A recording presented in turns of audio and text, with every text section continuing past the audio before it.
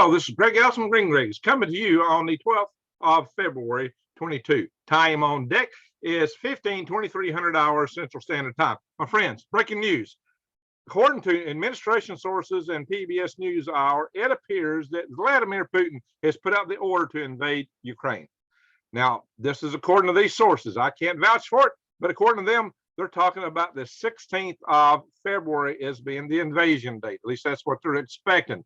Now, this is why they're right now trying to get our embassy people and everyone pulled out of Ukraine. They're trying to get all Americans to get out of Ukraine within 24 to 48 hours, including, I think, the 300 National Guardsmen we have over there who are not getting out of Ukraine. It's the hackers we sent over there.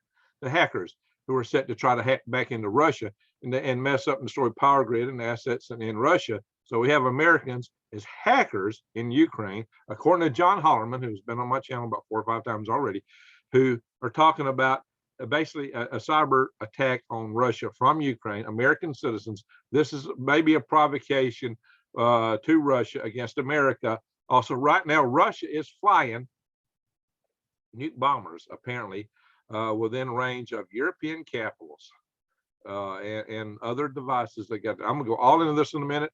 It's a real stark situation right now. Why we're involved in this is, you know, I've had several speakers that have called against that, but we'll talk about that later. But here's the situation. We are at the brink of something, perhaps. And Russia, if they're going to do it, they need to do it soon because of the potential melt. I'm going to go all into that, guys. I'll bring you this as part of my eyes wide open and head on swivel series because you need to know what's coming. And right now, it's not looking good. You need to know these things so you can get ready prepared. Share the message to your friends and family so they get ready. Share my videos so people will know to start getting ready and do it fast. Now, also watch my videos on how to eat free from the weeds and trees. That's very important. Watch my videos on going to the big box stores, my videos on gardening. These are all things you need to know. But right now, I also will tell you, subscribe, bang that notification bell, and click all to subscribe to my channel. Make sure that you're still subscribed and share it with your friends and family.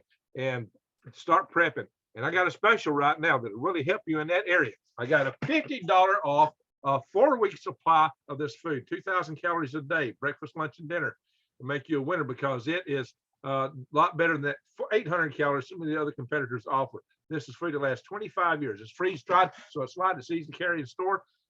Just rehydrate. I got my videos on how to purify and sanitize water. Check that out.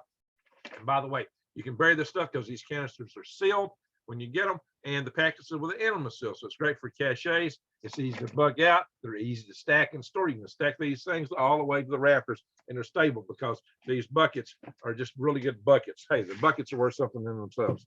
And by the way, we also get $150 off a 3-month supply with 6 of those buckets. Go to prepwithgreg.com for that special. Go to prepwithgreg.com. Prepwithgreg.com. Links below in the show notes and in the pin notes, and also once you get into that, prepwithgreg.com, look at the My Patriot logo on top, click on that, and it takes you into wider selection like you've never seen because there's nobody that's got the breadth of selection in long-term food storage that My Patriot Supply has, and as many other prepping supplies that you need to check out, especially right now. Look at those other prepping supplies, if nothing else. Okay, let's get on with this. My friends, I was giving a talk today on, yes, nuclear war survival to a local prepping organization with about 50 members in attendance at the Huntsville Public Library. And when I was there, I got this notification, an email from David Pine, who's been on my channel a few times too. As you know, David Pine is let's share this. He is a deputy director with the EMP Task Force on National Homeland Security. He is the deputy director for operations and also a congressional liaison. So let's check this out. I want to share this. I've got to open it up to do that. So here we are. And we're going to come over here. I'm going to share this email. This email is very stark. And I'm going to share some of these other news sources. And I'm going to show you some of the other backstory, some of the countervailing aspects of this thing. So we're going to look at this from more than one angle. This is from David Pine. And check my previous videos, you can see him. PBS has reported that Russian President Vladimir Putin has ordered Russian tanks to invade Ukraine. President Biden reportedly told NATO leaders, So he's told NATO leaders that U.S. intelligence indicates Russia may invade Ukraine on February 16th from all four sides. Remember, they got some people over on the side over in Moldova even. National Security Advisor Jake Sullivan has told U.S. citizens in Ukraine to evacuate within the next 48 hours, which suggests that the Biden administration may anticipate a potential Russian cyber attack that shuts down Ukraine's transportation is imminent. Meanwhile, Tucker Carlson reports that Russian forces in Belarus, including Russian self-propelled nuclear artillery, are already moving to their training areas to assemble areas near the Ukraine border on day 2 of their 10-day joint Allied Resolve 2020 exercises with Belarus. Maybe it's just an exercise. Let's hope and pray. What is really in this launchers? So let's hope it's not what he's suggesting. Russian, why would it be? I don't know. Russian, unless it's against European capitals, in case European countries retaliate. Wow, this is too much brinkmanship. Russian nuclear SS-26 SRBMs, that's short-range ballistic missiles. Remember what Putin said? We're coming in close to, we might put ballistic missiles in range of Moscow. We don't have any short-range ballistic missiles in Europe. We have zero, none, nada. We used to the Persian missiles. We don't have those anymore. The guys, the Aegis is not a short-range ballistic missile. Some people ask, well, we're putting tow missiles. That's just in javelins. Those are just anti-tank missiles. They're not anywhere in the same category or class, guys. I mean, just define that for you to know this. We don't have those things over there, but they do. And they also have the Iskalanders that they put into Belarus and on the eastern side. And those are short-range ballistic missiles, guys. So be aware of this, guys. So what they're saying here is that Russia's SS-26 SRBMs have been moved to Belarus with hundreds of S-400 SAM ABMs. So that's surface-to-air missiles and anti-ballistic missiles, ABMs, with backfire nuclear bombers. Now this is the crazy thing. With backfire nuclear bombers have been spotted flying over Ukraine, and 4 to 5 MiG-31 fighters armed with Russian hypersonic nuclear 50 kiloton Kinzhal ALBMs with sufficient range to destroy Europe's major capital cities. And they've been deployed to Kaliningrad in response to the B-52s that Biden deployed to the UK. The UK is not as close as a lot of other things over there. We've had B-52s in the UK before. So I don't know, guys, but the tensions are really going up here. I mean, whatever you make of all this, the bottom line is the tensions are ratcheting. And get this, and this is an assertion here. Biden has stated that he will not send more troops to help the 32,000 U.S. citizens soon to be trapped behind enemy lines in the coming Russian blitzkrieg, which General Milley reported could lead to Russia's capture of Ukraine within 3 days of the commencement of the invasion. Tucker also reported the Department of Defense is refusing to withdraw 300 troops currently we have in Western Ukraine, which may serve as a tripwire to trigger all-out war with Russia. If not, the 11,000 troops that we have in Poland and Romania by next week may serve as a nuclear tripwire if Russia targets them and NATO troops in the frontline NATO member states following the fall of Ukraine. There's been a lot of concern about that, been chattered about. I've been seeing some of that. Putin is believed to be planning to overthrow the Ukrainian government and assault a Russian puppet regime in Kyiv to sign a peace agreement, mutual defense, and Union State Treaty with Moscow, a Union State Treaty. So the Ukraine would be part of Russia completely. I'm hoping we can stay out of this conflict. Get this. I am hoping we can stay out of this conflict, but he says, but one which might provoke Russia to attack the U.S. Scary times we live in. Amen. Amen to that. Scary times we live in. Well, here we go. Here's some of the articles, guys. Check this out. Putin could attack Ukraine on 16 February, Biden told allies. This is Politico, National Security Data, Politico. Here it is, guys. National Security Advisor Jake Sullivan said a full invasion of Ukraine could come before the end of the Beijing Olympics, February 20th. So this might be, oh, this is a couple days old, it seems. Yeah, at least a day old. This is yesterday's news. So this wasn't put quite up to the same level of tension as what we're hearing today. Any American in Ukraine should leave as soon as possible. We've already said that. Shortly before Sullivan spoke, PBS News Hour's Nick Schifrin reported U.S. determined Russian President Vladimir Putin had decided to invade Ukraine and communicated that to his forces. Sullivan said the U.S. had yet to determine if Putin took a final decision. Well, that's kind of funny. He decided to do it, but did he take a final decision? I don't know. This is kind of wishy-washy, guys. What does it all mean? Is it posturing? Is this, what is it? There's just this fishy, guys. That's all I got to say about it's fishy, but it's also very alerting. So rather than go through this, I'm not going to read all these articles per se. That's not what I'm here for. I'm here to give you a sample of what's happening in the news. And we could read them, but you know that is plagiarism. They actually read all these articles in great detail. There are the YouTubers that do that, and I'm just trying to hit the high points, guys. This is PBS NewsHour. This is from yesterday. U.S. officials fear Putin to invade Ukraine next week. All right, so they're talking about stuff from the 10th. Thing said 10th, and this is talking about Blinken here and what he said. So White House said Friday, that's going way back to yesterday, that Russian invasion of Ukraine could come within the week and urged Americans to leave. Well, we know. So the risk is high enough and the threat is now imminent enough that prudence demands it's time for Americans to leave now, Sullivan said.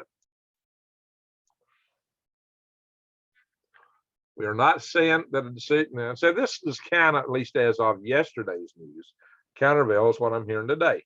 We are not saying that a decision has been taken by President Putin. What we're saying is that we have a sufficient level of concern based on what we're seeing on the ground. Our intelligence analysts have picked up that we are sending this clear message. Well, now, I don't know, it's kind of wishy-washy if you ask me. So does that mean Putin actually decided it and he decided today and some of that got out, or is this yesterday and it's just a bunch of wishy-washyism? Or did he decide later after all this stuff came out? I don't know, guys. Or did he not decide at all? Russia reportedly makes decision on Ukraine invasion. This is in MSNBC type news here. So this is kind of making the rounds, just getting on places, just starting to come up, but you got to dig to find it still. But guess what? Russian generals may not want any part of this, and even the Russian people may be against this. So if Putin does make this decision to go in, he might be doing so at his own peril. Target China, not Ukraine. This is coming from Putin's generals. You know what I tell you guys? I told you some time back, I've been saying this for 2 years, that we ought to make peace with Russia to watch China, because China is the ultimate enemy of both Russia and America, especially Russia. Russia's right there. China is right there against Russia. Russia's got more to risk from China than they ever could from us. We can never do to Russia what China could do to them and what China might want to do to them. We don't even have a reason to want to, be honest, other than our political posturing over here, wanting to accuse the Russians of things all the time. Outside of that, we got more in common than Russia than not. And we got more in common with them than we got with China, especially with China being a potential common enemy. So this is what I've been talking about, guys. Vladimir Putin faces a revolt among his senior generals, according to a former ambassador to Russia, who suggested that military top brass in Moscow want the focus to be against China instead of the West. Wow. Well, also I've seen where a former Russian general has also said, don't invade Ukraine. That'd be a bad idea. So this is coming from multiple sources, more or less. Vladimir Putin, we know he's moved forces in, could invade any day. You know, so this is not telling us anything. We're not said 20 times on here, 20 dozen times, right? So Sir Roderick Lynn said the senior Russian generals were warning against the potential invasion, instead urging President Putin to focus against China. Instead. Well, that's a little bit deal redundant. All right, there we have it. There we have it. So there's not all happy campers in the Russian camp. Well, rather than read through all of that, we'll just go up here to the next article. We'll just keep walking down this and showing you more of it. Get this, guys. Here we are, the White House is warning. Russia may be about to invade Ukraine, but Russians don't want to. What about that? See, I always said there's good people in every country, guys. Don't judge a country by what its leaders are doing, all right? Don't judge a country by what its leaders are doing. The White House has warned there's a distinct possibility that Russia will invade Ukraine in a very swift time frame. Okay, now this is old. That's not new. What was this thing? Yesterday. I mean, this is a yesterday article. So, can Putin convince Russians that war is necessary? If Putin does invade Ukraine, he will have to convince the Russian people it's the right move or risk the harm to his popularity, which remains lower than during most of his time in office. It takes for even a formal state media. Okay, I'm not going to read all it, but you see what I'm saying here. His popularity is beginning to suffer, and he may be trying to find a way to pick it up as a previous invasion there did. But this is a bigger time invasion. Apparently, the public opinion is not on the side. This is what this article is saying. And he's got to find some way to sway him around to it. Well, maybe he's trying to invade real soon. He may not have time to sway him around to it because he's running out of time over there. Okay, let's look at the time factor. What's happening in Ukraine? One of my live sessions Wednesday night, there were a lot of temperatures in Ukraine that were above freezing. It was kind of amazing. Right now, the cold snap is coming back, and all this area here is below freezing, but not deeply below freezing. But look over here, 32, 32, 32. It's nighttime. It'll be warmer during the day, 32, 32, 35. Well, this is this land that, this is Crimea. Russia already controls us. 34 down here, Mariupol. That's above freezing.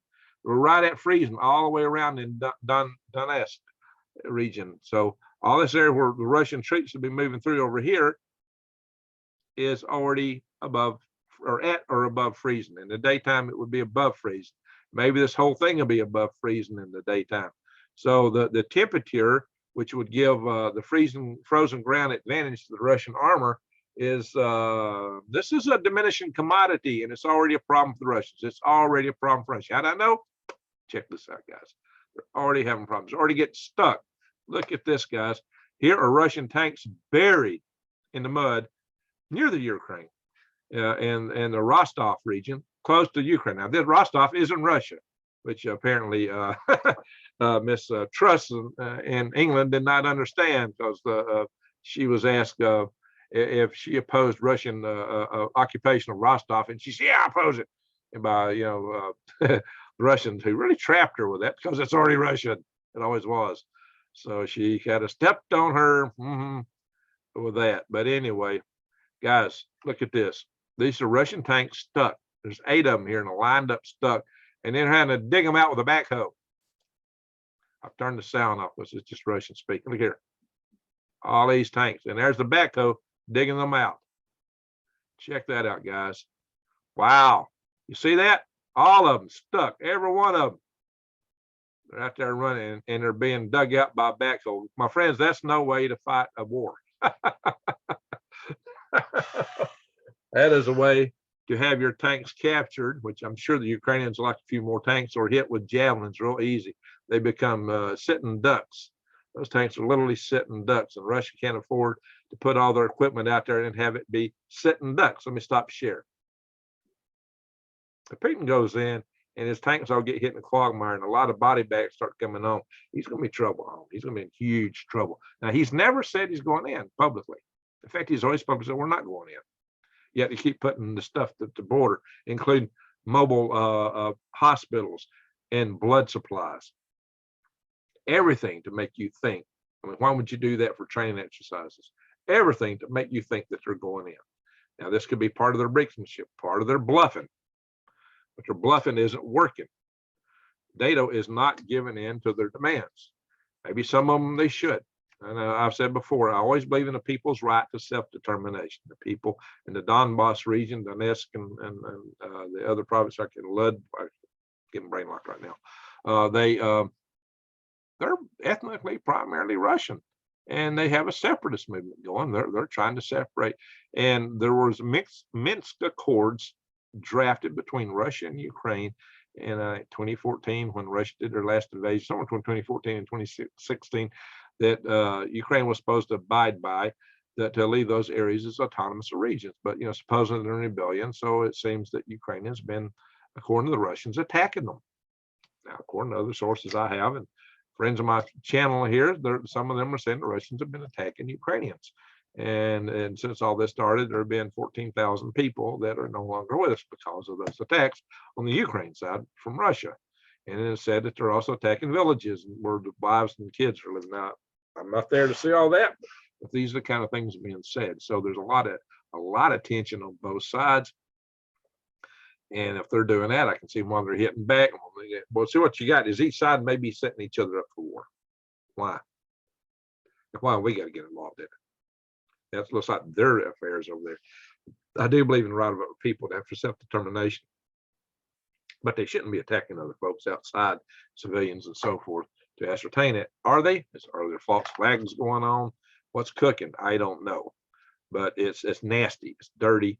And why are we in it? Ukraine's not a member of NATO, and the whole thing with us and Russia is supposed to be over the possibility that we might take Ukraine in for NATO. But right now, we wouldn't even consider it because they don't qualify for several reasons. We wouldn't even begin to consider it yet. So we're possibly at the brink of war over the notion of maybe having a right for somebody to enter a military union that the union doesn't want them in, at least presently. Wow. Or this idea of posting missiles that might be able to reach the capital of Moscow, the capital of Russia, Moscow. We don't have any over there. We could easily say, okay, we don't have missiles there. But how about this for peace agreement? I said it before. How about we say, okay, Russia, keep Donbass area, keep Ukraine, Crimea, which is ethnically Russian, and pull your forces away and sign an agreement. You'll never invade, and we won't put missiles in Ukraine, or even we won't put SRBMs in the former Warsaw Pact countries, at least the ones that border Russia and Belarus. How about that? And we can come up with long range missiles anyway, but so what? We don't have them there anyway. So if you pull back, but we should also counterpoint. You got to get rid of your Iskander missile. That missile has pointed back to European countries the same way that you're not wanting us to point at yours. You get rid of the Iskander missile as part of the deal. There's got to be some tit for tat. You can't just give up and surrender. No, it's got to be a two-way street.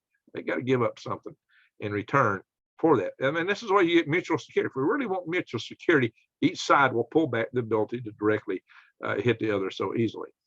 But each side will be able to defend itself. That's what we should really have, right? Everybody should be able to defend themselves.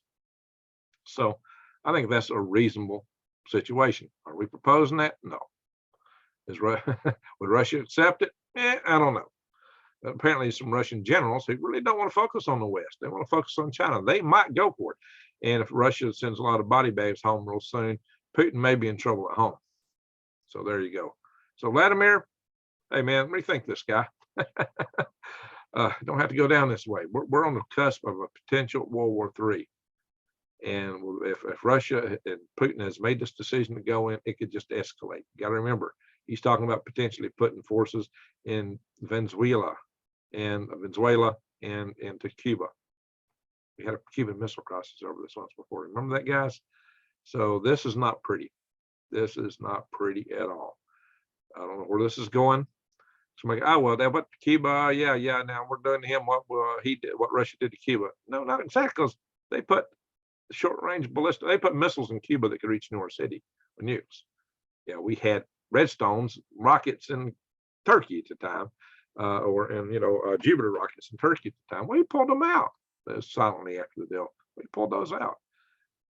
So we don't have anything like that over there now. They're talking about putting that kind of stuff in Cuba and Venezuela. And if you see my videos on Venezuela, I have a lot of concerns about Venezuela. So there we go, my friends. I don't know where this is going. It could get ugly. It could get ugly very fast. It could escalate. If Russia strikes back on the UK, because the UK and Russia's really been going tit for tat on this stuff. If they strike the UK, We are Article 5 treaty bound according to the NATO treaty to defend UK, the United Kingdom, or any other European country that might get struck. We're at war if that happens. Let's hope it don't. Let's hope saner heads prevail. Pray. But right now, the tensions have been getting higher every single day. On the outside, you know, if Putin had agreed with Moscow, with Russia, I mean China, not to invade until after the Olympics, and you're talking the 21st at the latest.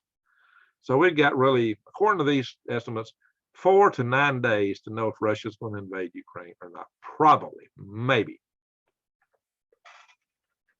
It's not a lot of time, guys. Get ready, prepare fast. And if it's not this, what happens when China invades Taiwan? There's a lot of things going on, my friends. A lot of things going on. A lot of things are going on. The least we can expect would be a hit to our supply chains. More problems with that.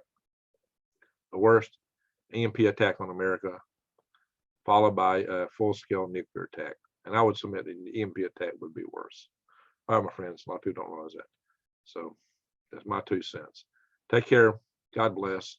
And prep right now. Thank you for watching. Greg out.